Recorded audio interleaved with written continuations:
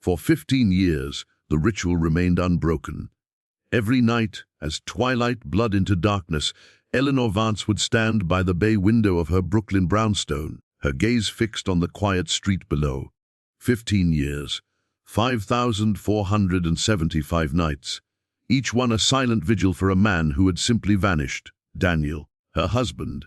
He had walked out one ordinary morning for work, kissed her goodbye, and dissolved into the city's vast indifference.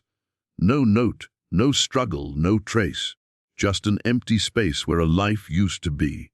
The police had long since closed the file, labeling it a cold case, a voluntary disappearance, or perhaps something more sinister, but ultimately unsolvable. But Eleanor knew, she felt it in the marrow of her bones. Daniel was not gone by choice, and so she waited. A quiet sentinel against the relentless march of time, a living monument to a love that refused to fade. Her friends had urged her to move on, to find closure, to accept the inevitable. They spoke of grief counseling, of new beginnings. But how could she begin again when the last chapter was still unwritten, when the final word remained unspoken? Every sunrise was a fresh wound, another day he hadn't returned. Every sunset, a renewed promise to herself that tonight, perhaps tonight, would be different. The scent of his favorite coffee still lingered in the kitchen on quiet mornings, a cruel phantom. His side of the bed remained untouched, a silent testament to his absence. Then came the morning that defied all logic, all reason, all the painful years of waiting. It was a Tuesday, a day like any other, marked by the usual quiet hum of the city waking up, the distant wail of a siren, the gentle clatter of a neighbor's window opening. Eleanor, still half asleep, the lingering ache of another sleepless night in her bones, made her way to the kitchen for her customary cup of tea. Her movements were automatic, a practiced choreography of solitude. As she passed the living room, a shadow shifted on the old, worn couch, a lump in the familiar contours of the cushions. She paused, her hand freezing on the doorframe, her heart giving a strange, disbelieving lurch that felt like a physical blow. There, on the very couch where they had shared so many evenings, where they had laughed over bad movies and whispered dreams, lay Daniel. Her Daniel. He was wearing the same faded blue shirt, the same dark jeans he had worn that last morning, the fabric still creased in familiar ways. His hair was the same shade of sandy brown, untouched by gray, falling across his forehead just as it always had. His face, unlined, bore the familiar, peaceful expression of sleep, a slight parting of his lips. He looked exactly as he had 15 years ago. Not a single day had passed for him, not a single wrinkle etched, not a single strand of silver. It was as if time itself had forgotten him, or perhaps he had simply stepped out of its relentless flow. Eleanor, whispering, voice thick with disbelief, a raw sound she barely recognized. Daniel. Daniel, groggily, rubbing his eyes with the back of his hand, his voice raspy with sleep. Eleanor, what time is it? Did I fall asleep out here again? My neck is killing me. Daniel sat up, stretching, looking around the familiar room with sleepy confusion. He glanced at Eleanor, then back at the room, then at Eleanor again. His expression shifted from sleepy confusion to mild annoyance, then to a dawning bewilderment as he truly registered her. Eleanor, voice trembling, tears already welling in her eyes. Daniel, it's been so long, so very long. Daniel, frowning, a hint of irritation in his tone. Long. What are you talking about? I just got home from work. I must have conked out. It's what, 2009? The news was all about the financial crisis, remember? Everyone at the office was buzzing about it. Eleanor recoiled slightly, a look of profound shock and horror on her face, as if struck. Daniel looked at her, truly seeing her for the first time in this moment, the light of the morning revealing the subtle but undeniable changes. He saw the lines around her eyes, deeper now, the silver threads in her usually vibrant hair, the subtle shift in her posture that spoke of years of unspoken burdens. His own face, still boyish, contrasted sharply with hers. Daniel. Eleanor, what happened to you? You look older, much older. Eleanor, tears now freely streaming down her face, but her voice firm, cutting through the impossible. 15 years, Daniel. 15 years since you walked out that door. It's 2024. The world has changed. I have changed. Daniel stood up, walked slowly, almost robotically, to a large, ornate mirror in the living room. He stared at his reflection, touching his face, his hair, his unlined skin. He looked exactly the same, a ghost from the past. He turned back to Eleanor, his eyes wide with a fear she had never seen before, a primal terror that mirrored her own deep confusion. Daniel, no. That's not possible. I was just at the office. I was working on the Sterling account. Mr. Henderson was complaining about the market, about the quarterly reports. I remember it clearly. The impossible truth hung heavy in the air, a suffocating blanket of disbelief. Eleanor, after the initial shock, tried to ground him in their present reality, to pull him from the temporal eddy he seemed trapped within. She showed him her smartphone, its sleek design and glowing screen a stark contrast to the flip phone he remembered. She scrolled through the date, the news headlines of 2024, the faces of politicians he didn't recognize, the stories of global events that had shaped the intervening years. She pointed out the new glass towers visible from their window, gleaming where old brick buildings once stood, the self-driving cars that occasionally glided past, the technological advancements that had become commonplace, woven into the very fabric of daily life. Daniel, however, remained trapped in his own personal time capsule, a man adrift in a future he couldn't comprehend. His memories ended abruptly on that fateful morning in 2009. Everything after that was a blank, a void, a 15-year chasm. Eleanor, patiently, but with a hint of desperation that bordered on frantic, Daniel, you have to try and remember. Think, where did you go? What happened after you left for work? Did you meet anyone? Did you feel ill? Daniel, shaking his head slowly, a hand pressed to his temple as if to physically force the memories to surface. I don't know. It's just black. A complete, utter blackness. One moment I'm walking down the street, the crisp morning air on my face, thinking about my presentation for the Sterling team, rehearsing the figures in my head. The next I'm here, on the couch. It feels like I just blinked, like I closed my eyes for a second and woke up in a different world. Eleanor sat him down, tried to comfort him, her own mind a whirlwind of questions and terrifying possibilities. She pulled out old photo albums, their pages yellowed with time, showing him pictures of themselves from the past 15 years, pictures of holidays they never took, celebrations he never attended, a life he had no memory of living. The doctors, when Eleanor finally convinced Daniel to see them, were baffled. They ran every test imaginable: MRIs, CT scans, neurological assessments, psychological evaluations. Physically, he was perfectly healthy, as if preserved in amber, his biological clock seemingly paused. Mentally, he exhibited no signs of trauma or illness, beyond the profound, undeniable amnesia concerning the last decade and a half. He was lucid, coherent, logical, but his personal timeline was irrevocably broken. The police, initially intrigued by the impossible return, the kind of story that made headlines, quickly grew frustrated. Daniel had no answers, only questions that led nowhere. His story was too fantastical, too lacking in concrete details. They suspected a hoax, a breakdown, or a calculated evasion. And Eleanor, desperate for answers, for the truth behind this cruel miracle, realized she was truly on her own. The system had no category for Daniel's condition, no protocol for a man who returned from a lost decade. Eleanor began her own investigation, a solitary crusade against an impossible enigma. She revisited every minute detail of that morning in 2009, replaying it in her mind like a broken film reel. She called old colleagues of Daniel's, many of whom had moved on to other firms, retired to quiet suburbs, or simply faded into the vast anonymity of New York. She scoured old news archives, microfiches in dusty libraries, digital databases, looking for anything unusual that happened on that specific date, anything that could be a tremor before an earthquake. Daniel had worked as a financial analyst, a numbers man, precise and ethical. Was there anything suspicious in his work? Any deals he was involved in that could have led to this bizarre disappearance, this temporal displacement?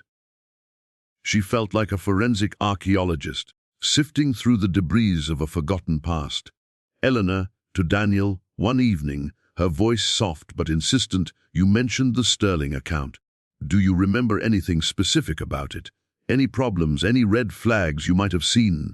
Daniel thoughtfully, rubbing his chin, trying to access the locked chambers of his memory. It was a big one. A massive fund. High stakes, high pressure. Mr. Henderson was always pushing for aggressive moves, for maximizing returns, sometimes skirting the edges of what was ethical. There was some talk about irregularities. Whispers in the break room, hushed conversations, but I dismissed it. Just office gossip, I thought. Everyone exaggerates irregularities. The word resonated with Eleanor, a discordant note in the symphony of her husband's honest character. Daniel was meticulous, honest to a fault, a man who lived by the rules. If he dismissed something as gossip, it was likely because he had no reason to believe it was true, no concrete evidence to support the rumors. But what if it was more than gossip? What if Daniel, in his diligent pursuit of truth, had stumbled upon something significant, something dangerous, something that powerful people wanted to keep hidden at any cost? Her gut told her this was the thread she needed to pull. Her search led her down a rabbit hole of old financial reports, dense legal filings, and forgotten news articles buried deep in digital archives. She discovered that the Sterling account, a massive investment fund Daniel's firm managed, had indeed been at the center of a quiet scandal shortly after Daniel's disappearance. Not widely publicized, suppressed by powerful interests, but enough to raise eyebrows in financial circles for those who knew where to look. It involved allegations of insider trading, massive money laundering schemes, and the systematic defrauding of investors. But the investigation had mysteriously fizzled out, the trail going cold, the perpetrators seemingly vanishing into thin air. A convenient closure. As she delved deeper, Eleanor found a name mentioned repeatedly in connection with the Sterling scandal, a name that seemed to slither through the shadows of the financial underworld. Marcus Thorne. A high-flying, ruthless investor, known for his predatory tactics and his ability to emerge unscathed from the wreckage of collapsed deals. He had suddenly vanished from the public eye around the same time as Daniel. Thorne was known for his extreme caution, his almost supernatural ability to disappear without a trace when things got hot, leaving no breadcrumbs, no digital footprints. He was a ghost in the machine of high finance. Eleanor to herself whispering, the name a bitter taste on her tongue. Thorne. Marcus Thorne. Could he be connected? Was Daniel a casualty of his schemes? Eleanor decided to track down anyone who had worked closely with Daniel on the Sterling account, particularly those who had left the firm shortly after the scandal, those who might have seen something, heard something. It was a painstaking process, filled with dead ends, disconnected phone numbers, and reluctant former employees who had clearly been warned to keep silent. Many feigned ignorance, others outright refused to speak. But then she found him. A former junior analyst named Michael Chen, who had been fired from Daniel's firm just weeks after Daniel vanished, a convenient scapegoat. He was now living a quiet, almost reclusive life in a small, forgotten town upstate, far from the glittering towers of Wall Street. Michael, hesitantly, his eyes darting around, "Can I help you?" I don't recognize you." "Eleanor, my name is Eleanor Vance. I'm Daniel Vance's wife. I believe you worked with him on the Sterling account. I need to talk to you. It's urgent." Michael's face went pale, his eyes widening in a mixture of fear and recognition. He looked around nervously, as if expecting someone to be listening, then reluctantly invited her in, closing the door quickly behind her. He paced nervously in his small living room, avoiding eye contact. "Michael Daniel." "Hey, he disappeared. I heard. It was big news in the office for a while. Everyone was talking about it. Eleanor, he's back. He's here. He's alive, but he remembers nothing of the last 15 years. He thinks it's still 2009. He's lost. I need to know what happened. What did Daniel find out about the Sterling account? What did Marcus Thorne do? Please, Michael." Michael sat down heavily, running a hand through his thinning hair. His voice was a strained whisper, filled with a lingering terror. Michael Daniel was too smart for his own good, too honest. He was close to uncovering everything. Thorne was laundering money, massive amounts, through a web of shell corporations, offshore accounts, and fake investments. Daniel had proof. He was going to blow the whistle. He was going to expose it all. Eleanor, voice tight with anticipation, leaning forward. And then, what happened then? Michael Thorne found out. He was ruthless, a monster. He had connections everywhere, in every dark corner. I heard whispers that Thorne had a way of making problems disappear. Not just people, but their very existence. Permanently. He had an enforcer, a ghost of a man, known only as the Cleaner. Michael, visibly shaken, his hands trembling as he spoke, shared a chilling detail that sent a shiver down Eleanor's spine. He had overheard a fragmented conversation between Thorne and the Cleaner. They spoke of a special facility, a long-term solution, for those who posed a significant threat, those who couldn't be simply eliminated without drawing too much attention, a place where people could be put away, without a trace, without a body, without even a ripple in the fabric of society. Eleanor, voice barely a whisper, the words catching in her throat. Her facility. What kind of facility? What did they do there? Michael, I don't know the specifics, just that it was highly secretive. Off the books, untraceable. They talked about some kind of induced state, to keep people quiet, to keep them from aging, from changing, from being found. A kind of suspended animation, they called it, a living death. Eleanor's eyes widened, her breath catching. The pieces, once scattered and disparate, began to click into place with a sickening precision. Daniel's unchanged appearance, the lost time, the impossible return. It all fit into this horrifying narrative. The puzzle, once fragmented and incomprehensible, now coalesced into a terrifying, grotesque picture. Daniel hadn't simply vanished. He had been taken. Not killed, not buried, but held in a state of suspended animation, a human time capsule, until the threat he posed was neutralized, until the scandal had faded from public memory. The crime wasn't just the audacious financial fraud, but the chilling, almost sci-fi abduction and preservation of a human being, a violation far beyond what Eleanor had ever conceived. It was a crime against time itself.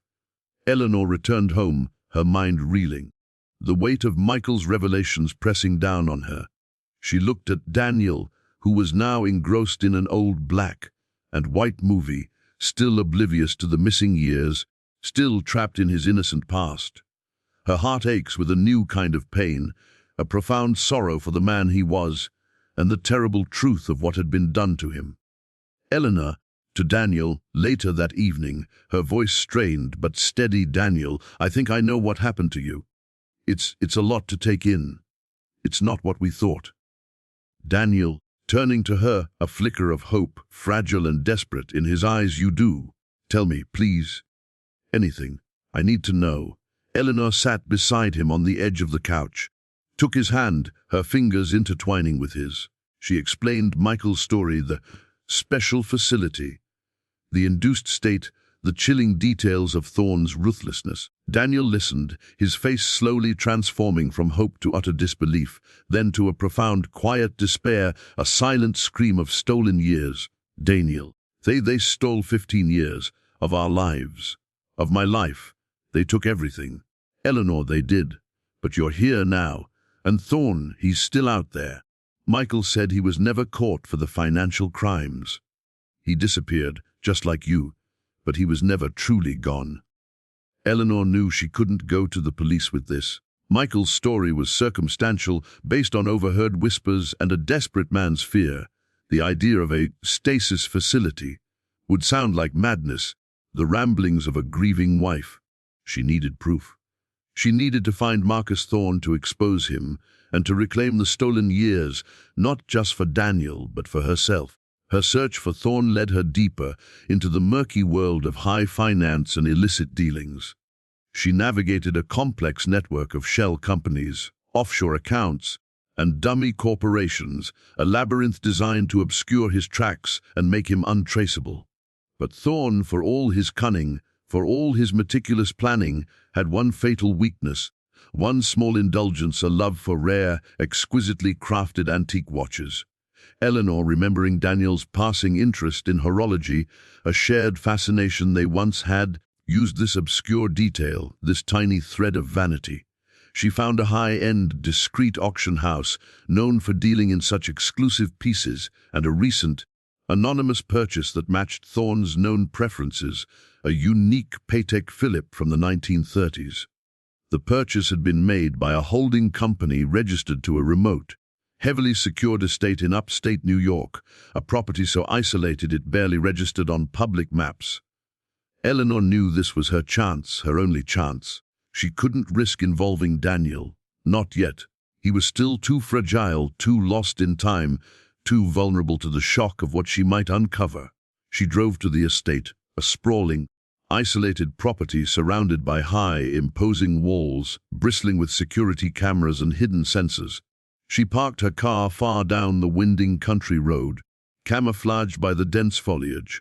She waited, watching, for days, enduring the biting cold, the relentless rain, the gnawing anxiety. She ate cold sandwiches and drank lukewarm coffee, her eyes never leaving the imposing gates. Finally, after what felt like an eternity, she saw him. Marcus Thorne. Older, grayer, a little heavier, but unmistakably him, stepping out of a sleek, black luxury car. He looked powerful, unrepentant, a man who believed himself untouchable. And then, the true horror of the plot twist began to unfold, a revelation that would shatter Eleanor's world more completely than Daniel's disappearance ever had. As Thorne turned to enter the house, another figure emerged from the shadows of the porch. A man. He was tall, with sandy brown hair, and he wore a familiar, faded blue shirt, almost identical to the one Daniel had worn that fateful morning, and the one he wore now. His face was unlined, youthful, exactly as Daniel had looked 15 years ago. But it wasn't Daniel. It couldn't be. This man walked with a confident, almost arrogant stride, a self-assuredness that was utterly unlike her gentle, somewhat unassuming husband. His eyes, even from a distance, held a sharpness, a calculating glint that was alien. Eleanor, whispering to herself, voice choked with disbelief and a rising nausea, no. It can't be. It's impossible. This man, this perfect doppelganger of her Daniel, walked directly to Marcus Thorne, and they clasped hands, not in a formal greeting, but in a casual, familiar gesture of camaraderie, of shared purpose. They exchanged a few words, a brief, almost imperceptible smile playing on the doppelganger's lips. This was not a victim. This was an associate, a partner. Eleanor's mind reeled, a kaleidoscope of shattered realities. If that man, the one who looked exactly like her Daniel, was with Thorne, then who was the Daniel on her couch? Was he a clone? A sophisticated android, programmed with stolen memories? Had she been living with a lie, a carefully constructed illusion for weeks? The truth, when it finally hit her, a brutal, undeniable blow, was far more devastating than anything she had imagined, a betrayal that cut deeper than any physical wound. She returned home, her heart a shattered mess of confusion, grief, and a burning, icy rage. She looked at Daniel, her Daniel asleep on the couch again, so innocent, so lost in his manufactured past. And then she remembered a detail. Something Daniel had said in his initial confusion, a throwaway line about his memories of the day he vanished. A tiny, almost imperceptible crack in the carefully constructed facade. Eleanor, to herself, a new, terrible understanding in her voice, cold and precise. Mr. Henderson. He retired years before 2009. He retired in 2005. Daniel had mentioned Mr. Henderson, a senior partner, complaining about the market on the day he vanished. But Eleanor knew, with chilling certainty, that Mr. Henderson had retired from the firm in 2005, 4 years before Daniel's supposed disappearance in 2009. It was a tiny, almost insignificant detail, a misplaced memory, but it was a gaping crack in the carefully constructed facade, a fatal flaw in the elaborate deception. She frantically searched old company directories, archived HR records, anything to confirm. Her hands shook as the truth solidified. The Daniel who returned was not the Daniel who disappeared. He was a different man, a carefully chosen individual, implanted with Daniel's memories up to a certain point, a point before the real Daniel would have discovered Thorne's full, heinous scheme. The man at Thorne's estate was the real Daniel, her husband, the one who had indeed been involved with Thorne.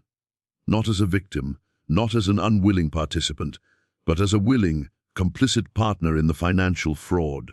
The real Daniel, her husband, had not been abducted. He had faked his own disappearance, likely with Thorne's help, to escape the fallout of the Sterling scandal in which he was deeply complicit. He had chosen wealth and escape over his family, over their shared life, leaving behind a meticulously planned deception. The induced amnesia and stasis were an elaborate ruse, a cover story for his eventual return after the heat died down, after the trails went cold, after everyone had forgotten. The man on her couch, the one who believed it was 2009, was a carefully crafted decoy, a scapegoat, or perhaps a pawn whose memories were selectively edited, a carefully curated past. He was given just enough of Daniel's past to be convincing, to elicit sympathy, to distract from the real perpetrator. He was a man designed to be found, to be pitied, to be a living, breathing alibi. Eleanor, looking at the sleeping Daniel on her couch, her expression a mix of profound grief, searing anger, and ultimate betrayal. The dream of 15 years shattered into a million irreparable pieces. The Daniel on her couch was a victim, yes, but not of abduction. He was a victim of identity theft, a living ghost created to serve a criminal purpose. The real Daniel had chosen wealth and escape over his family, leaving behind a meticulously planned deception, a calculated destruction of a life and a love. The crime was not just fraud, but the ultimate, most intimate betrayal, a calculated obliteration of trust. Eleanor stood by the window again, but this time her gaze was not hopeful. It was resolved, cold, a steely glint in her eyes. She picked up her phone, her fingers hovering over the police contact. But this time, she had a different kind of truth to tell, a truth that would expose not a victim, but a criminal. Eleanor had waited 15 years for her husband to return, and he had. But he was not the man she had lost. He was a ghost of a memory, a cruel reminder of a love that was never truly what it seemed. The real Daniel was a criminal, a betrayer, and he was still out there, living a life of luxury built on lies and stolen time. And now Eleanor knew exactly what she needed to do. The waiting was over. The hunt had begun. Eleanor dialed the phone, her face set, a grim determination etched into her features. The Daniel on the couch stirs, still lost in his manufactured past, unaware of the storm brewing around him.